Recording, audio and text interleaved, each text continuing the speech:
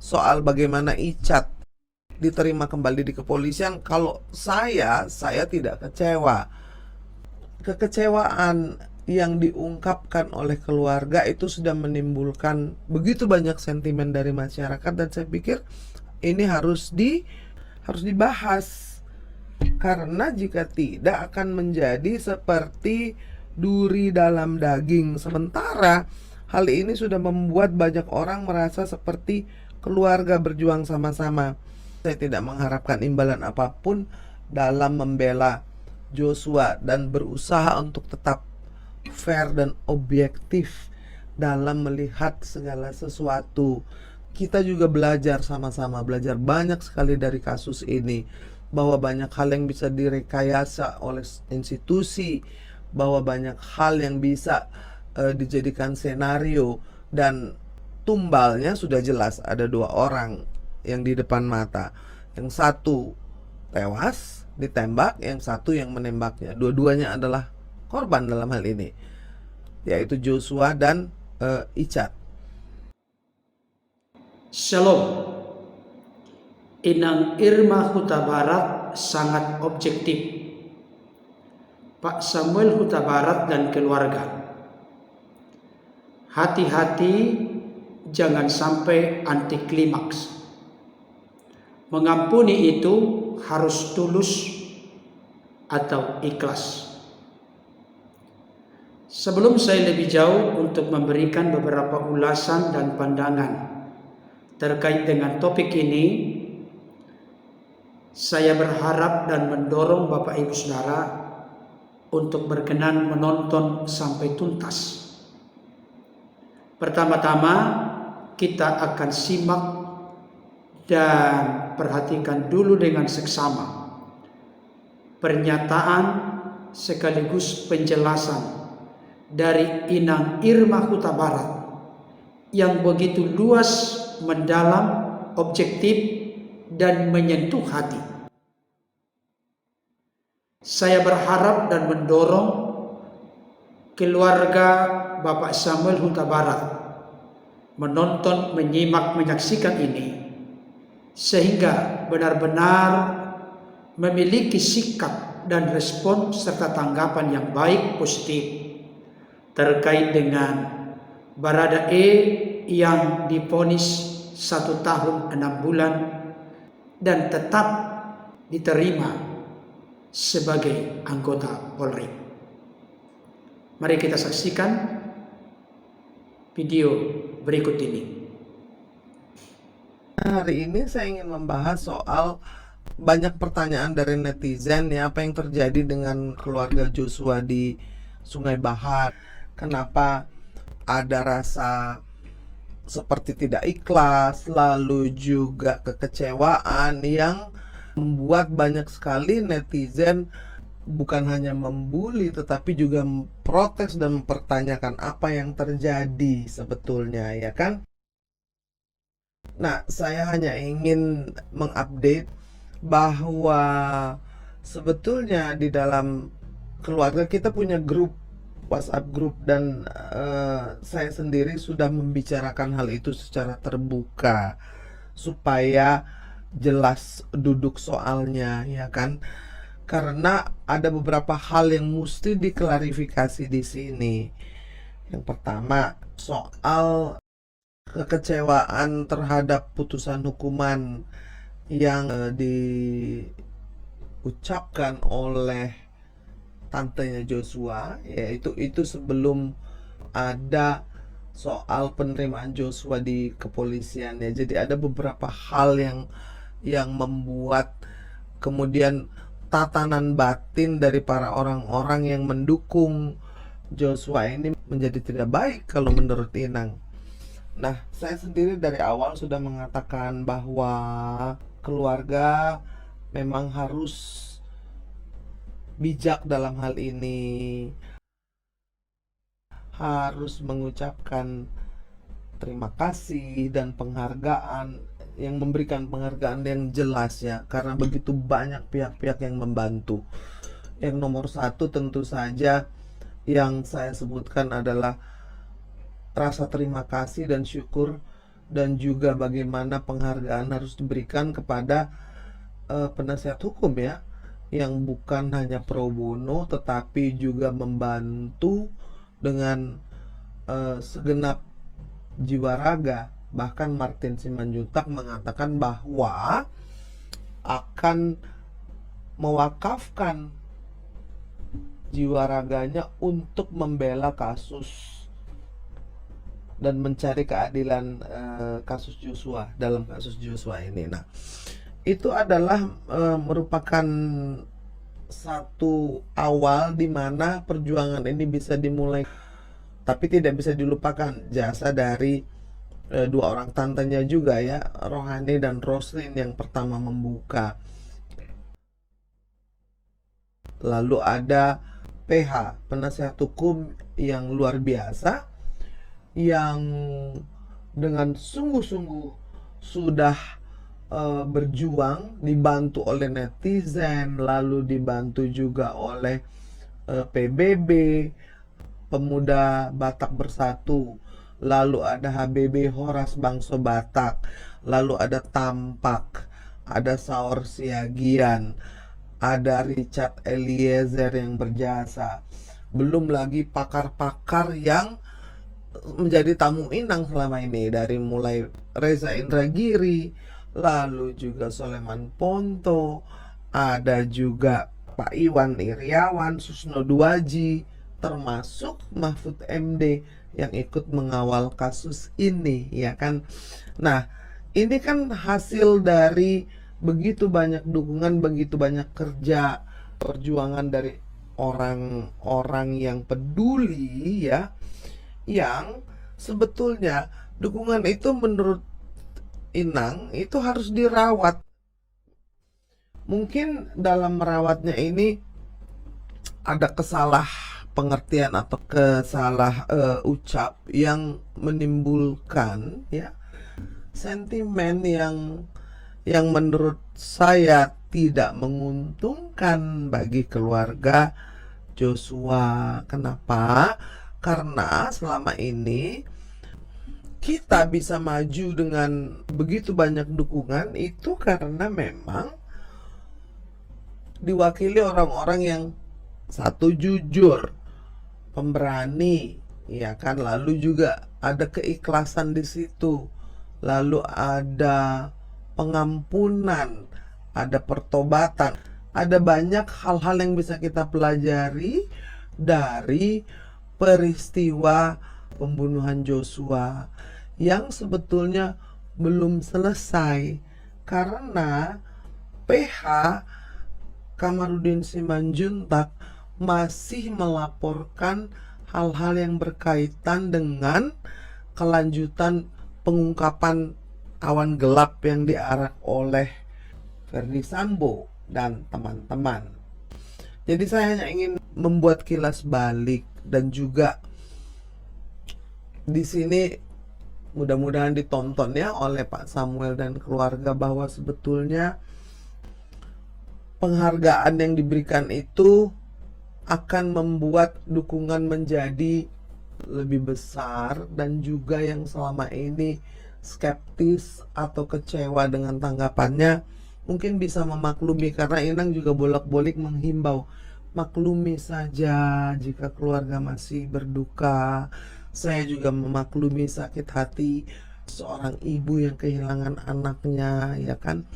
Tapi ini perjuangan masih belum selesai, dan ini akan menjadi sebuah kejadian yang tidak mengenakan. Kenapa? Karena suasana batin jadi berubah, lalu menganggap tidak ikhlas gitu. Nah, harus ditunjukkan bahwa keluarga juga bisa salah kok, dan bukan semua orang bisa salah. Eliezer bisa salah, Inang juga bisa salah, keluarga yang di Sungai Bahar juga bisa salah. Jadi harus ada remedial untuk hal ini kalau menurut Inang. Jadi dalam hal ini memang kita harus bijak-bijak melihatnya ya.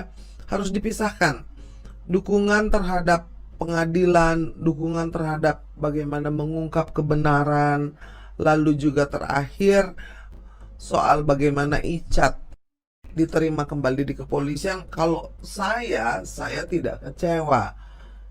Tetapi kalau melihat dari sisi pelanggaran peraturan yang dilakukan oleh institusi Polri, maka kita harus melihatnya dari sisi yang berbeda. Kalau menurut saya, dimanapun Icat akan berkarya, dia akan mendapatkan dukungan selama dia akan tetap jujur dan berani. Yang ingin saya bahas di sini adalah bahwa kekecewaan yang diungkapkan oleh keluarga itu sudah menimbulkan begitu banyak sentimen dari masyarakat, dan saya pikir ini harus dibahas, karena jika tidak akan menjadi seperti duri dalam daging. Sementara hal ini sudah membuat banyak orang merasa seperti keluarga berjuang sama-sama. Dan asal kesayangan Inang semua tahu saja, saya juga tidak dibayar 1 rupiah pun, dan saya tidak mengharapkan imbalan apapun dalam membela Joshua dan berusaha untuk tetap fair dan objektif dalam melihat segala sesuatu. Kenapa? Karena kita juga belajar sama-sama, belajar banyak sekali dari kasus ini, bahwa banyak hal yang bisa direkayasa oleh institusi, bahwa banyak hal yang bisa dijadikan senario, dan tumbalnya sudah jelas. Ada 2 orang yang di depan mata, yang satu tewas ditembak, yang satu yang menembaknya. Dua-duanya adalah korban dalam hal ini, yaitu Joshua dan Icat. Namun kalau saya harus mengingatkan kenapa Pak Samuel dan keluarga harus lebih memberikan penghargaan, memang karena perjuangan ini tidaklah mudah. 8 bulan itu bukan hal yang sebentar.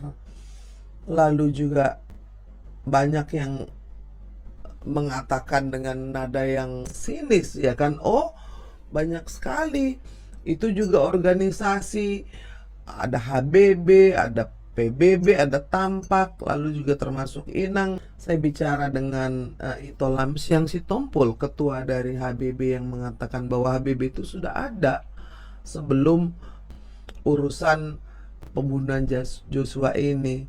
Lalu juga ada Pemuda Batak Persatu yang pada 30 hari pertama mendukung, lalu juga pada 40 hari. Jadi yang selalu ada di situ.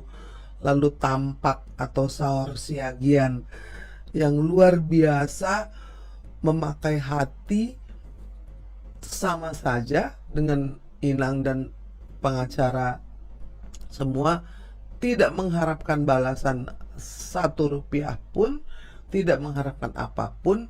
Tapi yang ingin saya tekankan di sini, walaupun semua melakukan dengan sukacita, akan tetapi alangkah baiknya jika ada penghargaan yang diberikan secara resmi, sebagai remedial, dan juga sebagai tanda terima kasih, tanda syukur, tanda penghargaan kepada para netizen dan media yang telah membuat perkara ini menjadi terang benderang, dan seorang jenderal bintang 2 bisa dihukum mati. Lalu juga penghargaan kepada hakim-hakim yang sudah memberikan putusan yang begitu berani dan adil. Saya pikir itu hal yang menyenangkan untuk dilakukan. Kalau menurut Inang, ya kan, menyenangkan dong bisa memberikan penghargaan kepada semua orang yang terlibat, sehingga tidak ada lagi kesan tidak ikhlas, lalu juga tidak terima, lalu juga kenapa hukuman menjadi ringan sekali, karena tanpa Icat tidak akan terbuka juga kasus ini gitu. Dan itu harus dipahami, dipisahkan ya, urusan sebagai JC bahwa memang kita mendukung 100% dan menghargai kejujuran dan keberanian dari seorang Icat, ya kan. Namun harus diwaspadai hal-hal ini, kita masih banding. Lalu kenapa juga institusi bisa melanggar PP, dengan menerima Isa. Jadi seperti ada paradoks di sini yang harus dilihat dengan kepala jernih kalau menurut saya. Baik Bapak Ibu Saudara, tadi kita sudah menyimak dan menyaksikan penjelasan dari Inang Irma Huta Barat yang begitu lugas, jelas, objektif, jujur, serta menyentuh hati. Saya bangga dengan nilai-nilai kemanusiaan yang diperjuangkan oleh Inang Irma Huta Barat ini. Saya berdoa untuk Inang Irma Huta Barat, Tuhan terus karuniakan kekuatan, kesehatan, panjang umur, serta hikmat yang semakin berlimpah dari Tuhan, sehingga tetap dapat memperjuangkan nilai-nilai kemanusiaan di tengah-tengah bangsa dan negara kita, Republik Indonesia ini. Permisi kepada Inang Irma Huta Barat, saya mengambil cuplikan video Inang Irma Huta Barat dengan maksud dan tujuan supaya ulasan pembahasan saya ini memiliki dasar dan pijakan bertitik tolak dari penjelasan, pernyataan, dan penjabaran dari Inang Irma Huta Barat yang menurut saya setiap kata dan kalimat yang diucapkan benar-benar dalam tuntunan dan pimpinan Tuhan, sehingga bisa menyentuh hati, bisa berbicara secara luas dan mendalam di dalam hati saya secara pribadi, termasuk ketika kita melihat komentar-komentar yang dituliskan oleh para pengikut atau subscriber dari Inang Irma Huta Barat.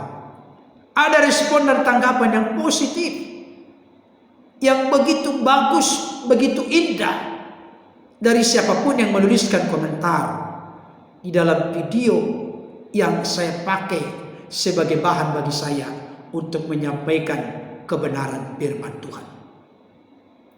Saudara-saudara yang dikasihi oleh Tuhan, pertama-tama ingin saya tegaskan, kematian Brigadir Joshua ini memang sesuatu yang sangat menyedihkan, memilukan, dan menyakitkan. Bisa dikategorikan sebagai sebuah persoalan yang begitu berat dan besar. Kesusahan, kesulitan, kesukaran yang begitu luar biasa. Tetapi saya ingin tegaskan dan ingatkan, ternyata saudara kita Brigadir Joshua ini tidak lagi mungkin untuk hidup kembali.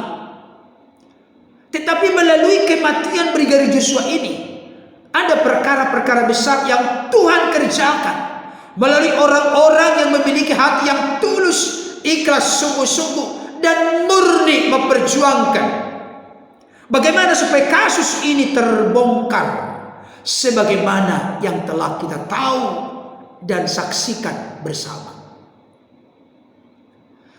Tanpa mengurangi rasa hormat dan kasih, empati, simpati saya kepada keluarga besar almarhum Brigadir Joshua, Bapak Samuel Huta Barat, Ibu Rosti Simanjuntak, kakak dan adiknya, keluarga besarnya, kita turut bersedih, kita turut berduka. Tetapi memang inilah jalan yang sudah kita lihat dan saksikan bersama. Terus terang secara pribadi saya jujur berkata, tidak sehalus Inang Irma Huta Barat membuat pernyataan yang sangat menjaga perasaan dari Bapak Samuel Huta Barat yang memang juga dalam istilah Batak dipanggil itoknya, dan juga Ibu Rosti Simanjuntak yang dipanggil edaknya. Tapi saya secara pribadi bukan berarti tidak turut merasa sedih dan berduka dengan semua proses terjadinya sampai meninggalnya Brigadir Joshua. Tapi karena kita tahu bagaimana proses ini begitu berat dan besar, begitu sukar dan sulit untuk dibongkar. Bukti-bukti sudah dibersihkan, ada obstruction of justice, CCTV rusak. Selama proses yang berlangsung kurang lebih 1 bulan, seperti mandek, jalan di tempat, tidak ada progres, tidak ada kemajuan tentang perkara itu. Kelihatan tidak ada terobosan. Kepada Bapak Samuel Huta Barat dan Ibu Rosti Simanjuntak, saya ingin menegaskan dan menyampaikan untuk sungguh-sungguh dengan rendah hati membuka pikiran dan hati segenap hidup kita.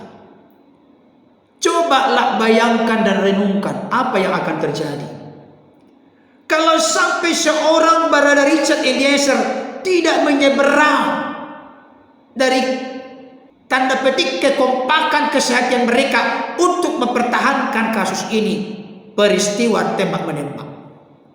Saya mau kasih tahu, Verdi Sambo tetap menjadi kadipropam barangkali, Ricky Rizal tetap menjadi polisi, Putri Chandrawati tetap menjadi ibu Bayangkara, Kuat Maruf tetap menjadi sopir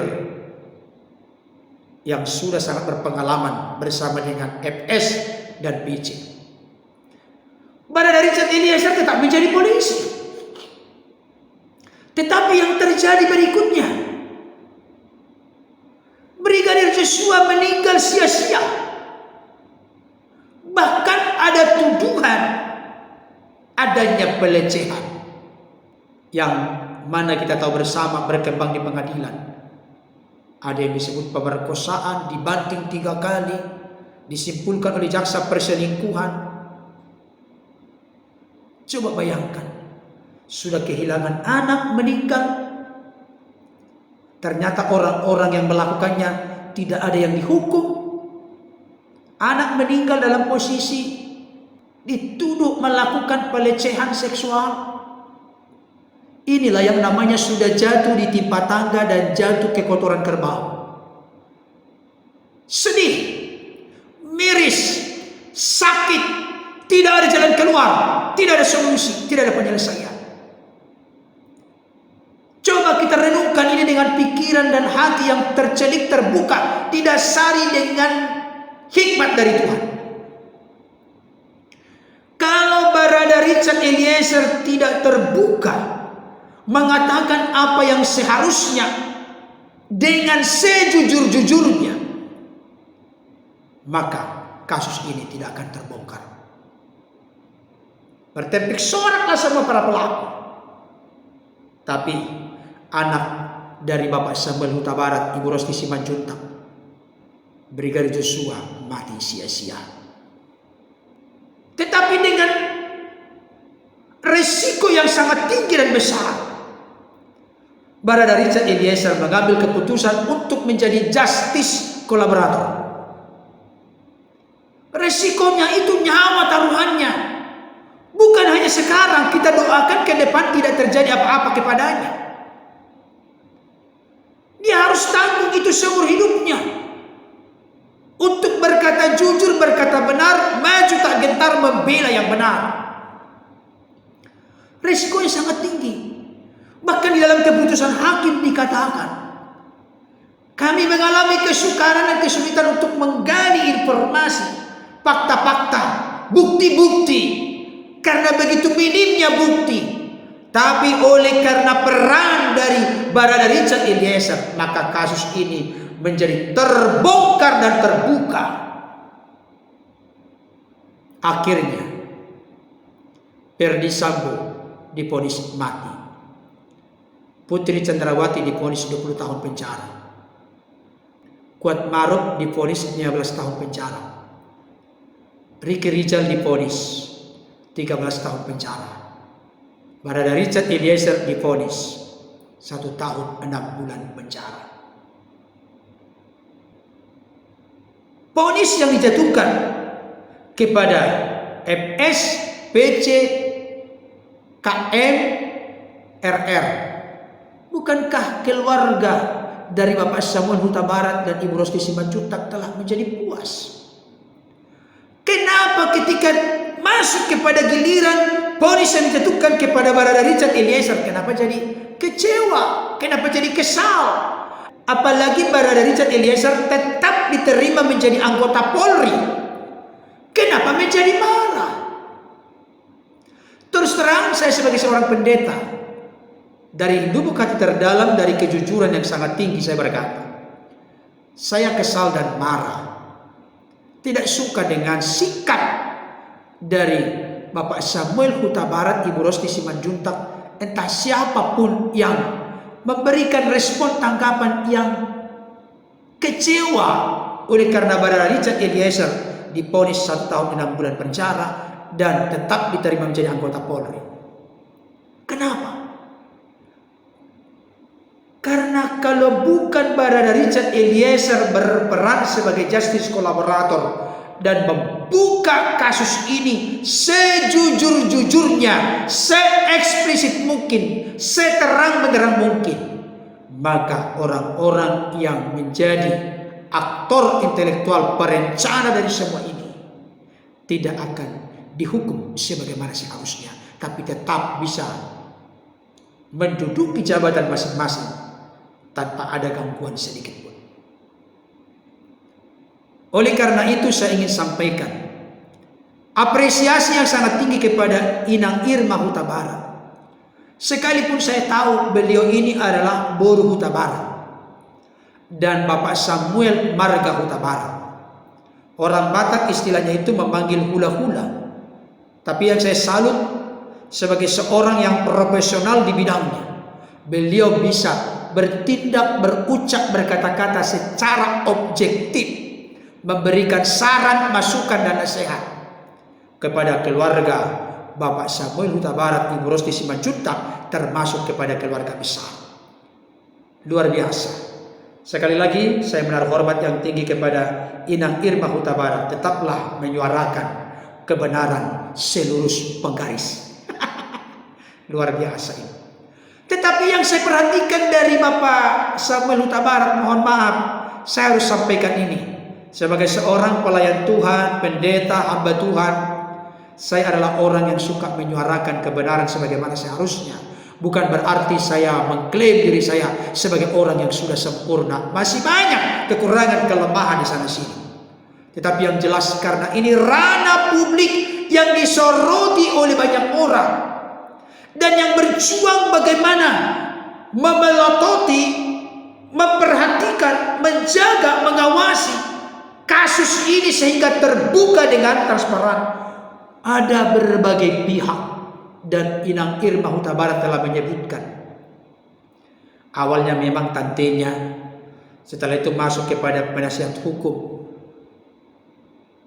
Bapak Kamarudin Simanjuntak dan timnya, yang akhirnya melaporkan dengan sangkaan pasal pembunuhan berencana dan apa yang mereka perjuangkan begitu luar biasa tanpa dibayar sedikit pun. Bahkan kita tahu bersama justru Bapak Kamarudin ini bersama dengan tim dipakai oleh Tuhan untuk memfasilitasi mereka berapa kali dari Jambi ke sini, dari sini ke Jambi. Dibiayai semua tempat tinggalnya. Wow, tanpa pamrih semua. Dan saya kasih tahu, salah satu usul dari Bapak Kamarudin Simanjuntak supaya mendapatkan hukuman yang ringan, silakan sadar, mengaku dosa, bertobat, berkata jujur, maka engkau akan mendapatkan pembelaan. Saya akan minta kepada keluarga almarhum Brigadir Joshua termasuk ayah ibunya supaya mereka memaafkan siapapun yang mau jujur, yang meresponi tanda petik talenta itu. Hanya satu orang, Barada Richard Eliezer, dan terbukti mendapatkan hukuman yang ringan. Kepada Bapak Samuel Huta Barat dan keluarga, khususnya Bapak Samuel Huta Barat sebagai seorang pengerja di gereja, kita sebagai sesama hamba Tuhan, pelayan Tuhan, boleh saling mengingatkan. Bapak Samuel Huta Barat ketika pernah dalam sebuah wawancara di TV, di mana di situ ada keluarga Brother Richard Eliezer, ada Bapak Samuel Huta Barat. Keluarga Brother Richard Eliezer mewakili keluarga besar saat itu, bahkan beberapa kali kemudian meminta maaf, termasuk ketemu langsung keluarga Brother Richard Eliezer dengan keluarga almarhum Brigadir Joshua, ketemu langsung, dimediasi oleh media swasta. Ungkapan yang sering keluar dari seorang Bapak Samuel Huta Barat adalah dari Lukas 23 ayat yang ke-34. Ini yang sering dikutip oleh Bapak Samuel Huta Barat. Yesus berkata, "Ya Bapa, ampunilah mereka, sebab mereka tidak tahu apa yang mereka perbuat." Inilah yang sering dikutip oleh Bapak Samuel Huta Barat.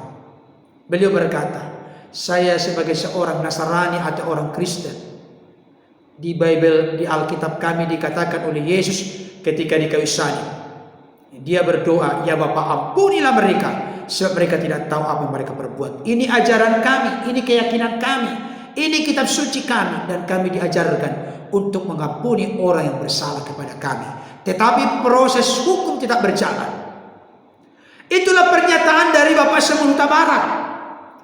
Dan secara pribadi saya sebagai seorang hamba Tuhan salut, kagum, takjub, terpesona, bangga dengan Bapak Samuel Huta Barat dan keluarga. Wow, masalah yang mereka hadapi, anak yang mereka cintai, kasihi, terbunuh, meninggal sedemikian rupa sadis. Tapi mereka masih menyetir, bahkan mengutip ayat-ayat firman Tuhan. Bahkan kalau tidak salah pernah dikutip doa Bapa kami, "Ampunilah kami akan kesalahan kami, seperti kami juga mengampuni orang yang bersalah kepada kami." Dan saya saat itu sangat yakin itu keluar dari lubuk hati dari Bapak Samuel Huta Barat serta keluarga besar. Mengampuni Brother Richard Eliezer, termasuk di persidangan. Ketika Brother Richard Eliezer bersimpu di depan Bapak Samuel Huta Barat dan Ibu Rosti Simanjuntak, memohon ampun, memohon maaf, dan berjanji akan berkata jujur, sejujur-jujurnya, sebagai bagian dari pembelaannya, supaya kematian Joshua tidak menjadi sia-sia. Setelah hal itu terjadi, negara kita negara hukum, kata Pak Samuel Huta Barat. Masalah mengampuni, kita ampuni, karena itu ajaran Tuhan Yesus. Tapi masalah hukum akan tetap berjalan. Nah, sekarang setelah hukum tidak berjalan, kenapa menjadi kecewa? Kenapa menjadi marah ketika Brother Richard Eliezer tetap diterima sebagai anggota Polri? Kenapa demikian? Pertanyaan saya, apakah selama ini tidak murni, tidak sungguh-sungguh, tidak tulus, tidak ikhlas memberikan pengampunan? Apakah itu hanya sebagai sebuah lip service, hiasan bibir? Saya berharap dan berdoa tidak demikian. Kenapa? Alkitab berkata di dalam Efesus 4 ayat 31 sampai 32, segala kepahitan, kegeraman, kemarahan, pertikaian, dan fitnah hendaklah dibuang dari antara kamu. Demikian pula segala kejahatan. Tetapi hendaklah kamu ramah seorang terhadap yang lain, penuh kasih mesra dan saling mengampuni, sebagaimana Allah di dalam Kristus telah mengampuni kamu. Ukuran kita mengampuni orang lain bukan perasaan kita, bukan keegoan, keakuan kita, bukan kepentingan, kesukaan, kesenangan kita.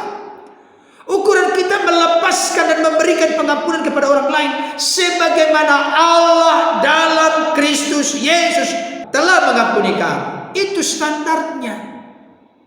Allah itu tidak berdosa, Yesus tidak berdosa, tapi Dia rela mengampuni kita orang-orang berdosa, apalagi kita sesama orang berdosa. Marilah kita melepaskan dan memberikan pengampunan dengan tulus, sungguh-sungguh, segenap hati, dengan ikhlas, tanpa ada udang di balik batu.